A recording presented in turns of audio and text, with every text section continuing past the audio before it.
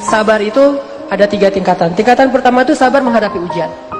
Wabasyiris sabirin, kata Allah di surat Al-Baqarah. Sampaikan berita gembira kepada orang yang sabar terhadap ujian. Nah, gimana sabar terhadap ujian? Kalau kita dapetin ujian, kita tinggal bilang innalillah wa inna ilaihi raji'un. Dan itu kita katakan tuh dengan hati yang yakin. Ini semuanya kehendak Allah. Dan pasti ada kebaikan di dalam setiap kehendak Allah. Dan siapa yang mengatakan innalillah wa inna ilaihi raji'un, berarti dia melibatkan Allah dalam musibah. Jadi kata kunci atau password untuk ngelibatin Allah dalam musibah kita, pertama bilang innalillah wa inna ilaihi raji'un. Allah pasti terlibat. Jadi kalau kita pengen libatin Allah dalam musibah kita, pertama pakai passwordnya dulu. Langsung Allah tawarkan banyak jalan keluar dalam musibah kita. Karena kita hanya perlu mengatakan innalillah wa inna ilaihi raji'un. Sabar level 2. Sabar level 2 itu adalah sabar dalam meninggalkan dosa. Ternyata ninggalin dosa juga butuh sabar. Sabar untuk nggak ngelakuin dosa, walaupun mungkin dosa itu udah biasalah, orang lain juga ngelakuin yang kayak gitu. Sabar untuk nggak kepoin Instagram orang misalnya, atau Instagram mantan misalnya. Karena kalau kita kepoin nggak bakalan sabar. Sabar untuk menjaga pandangan mata. Apalagi sabar untuk ninggalin, untuk tidak jalan sama dia kalau belum halal. Itu butuh kesabaran dan itu nggak gampang.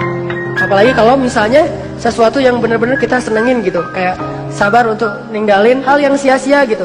Dan itu sabar yang lebih tinggi derajatnya daripada sabar terhadap musibah loh teman-teman.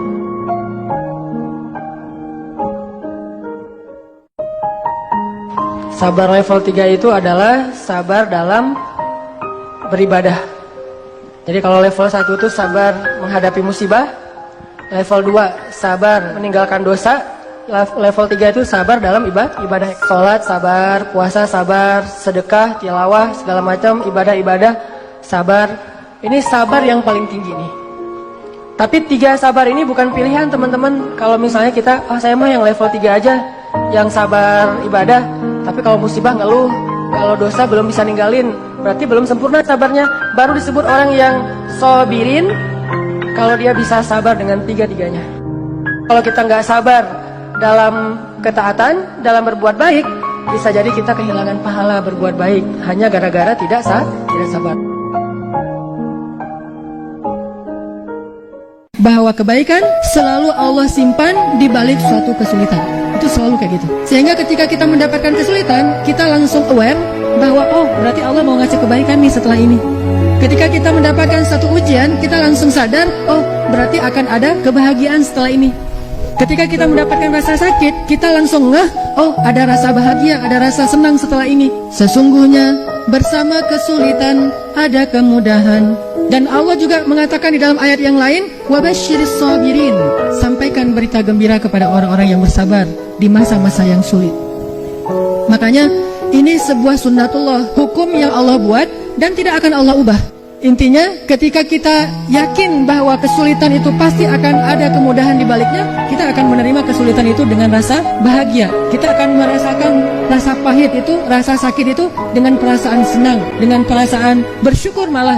Sehingga ada istilah, siapa yang ketika dapat musibah mengatakan alhamdulillah. Selama ini kan kita taunya alhamdulillah itu ucapan syukur ya. Ternyata alhamdulillah juga bisa diucapkan ketika ada musibah. Siapa yang ketika dapat musibah mengatakan alhamdulillah, maka Allah akan bangunkan untuk dia istana di dalam surga dengan nama Baitul Hamdi, rumah atau istana rasa syukur. Kok bisa? Karena dia tahu betul di balik musibah itu pasti ada kebaikan-kebaikan yang Allah ingin berikan. Jadi dia bukan mensyukuri musibah, mensyukuri nikmat yang datangnya setelah musibah walaupun belum dia dapatkan. Ini saking yakinnya nih. Seseorang yang yakin di balik kesulitan ada kemudahan, dia mengucapkan alhamdulillah dulu.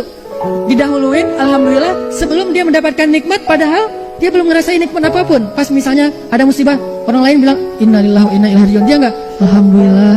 Kenapa? Karena dia mendahulukan kalimat syukur terhadap kebaikan yang akan datang setelah musibah. Ini menunjukkan ini level di atas rata-rata. Kalau orang levelnya rata-rata dapat musibah, innalillahi wa inna ilaihi raji'un, taruh di status la haula wala quwata illa billah, atau kalimatnya hasbiyallah wa ni'mal wakil, atau kalimat lain la tahzan innallaha ma'ana. Ada lagi status di atas rata-rata, alhamdulillah, alhamdulillah, selalu aja alhamdulillah. Kenapa? Karena dia yakin di balik ujian ini pasti ada kebaikan, yakin banget. Makanya untuk mensyukuri kebaikan yang ada di balik ujian, dia bilang lebih dulu alhamdulillah, baru innalillahi wa inna ilaihi raji'un. Tapi jangan keras-keras ya ngomongnya. Ada keluarga meninggal, alhamdulillah gitu. Aduh bahaya nih. Tapi kalau untuk diri kita sendiri yang dapat masalah, ucapkan alhamdulillah, innalillahi wa inna ilaihi rajiun. Kalau ada yang nanya, kenapa demikian? Karena saya yakin di balik kesulitan ini pasti ada kemudahan, pasti ada kejutan, pasti ada kebahagiaan, pasti ada kebaikan yang Allah sediakan. Inilah yang disebut dengan keajaiban. Siapa yang percaya sama Allah, Allah yang akan menjaga hati dia. Ihfazillah yahfazka, fadhkuruni adzkurkum. Jaga Allah, Allah akan jaga kamu.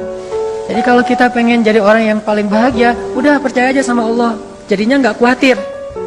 Bukankah penyakit yang membuat kita tidak lagi bahagia itu adalah khawatir?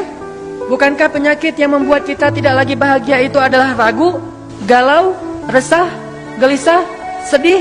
Dan semua kalimat ini diistilahkan oleh Al-Quran dengan satu kata, hazan, la tahzan, innallaha ma'ana. Jangan bersedih, Allah bersama kita. La tahzan, jangan berputus asa, Allah bersama kita. Ketika kita percaya kepada Allah dengan yakin yang mantap, saat itu juga Allah yang akan menggenggam hati kita. Kemudian Allah akan memasukkan rasa bahagia, sa'idun di dalam